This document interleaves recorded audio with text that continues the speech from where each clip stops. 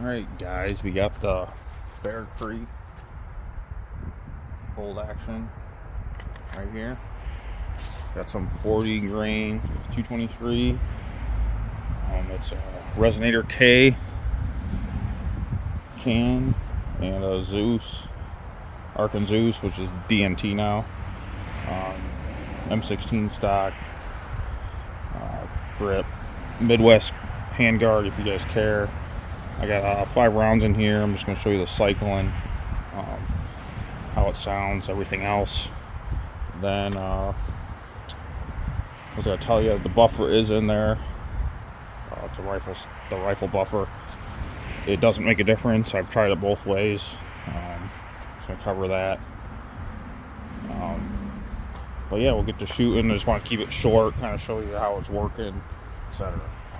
Milspec trigger too.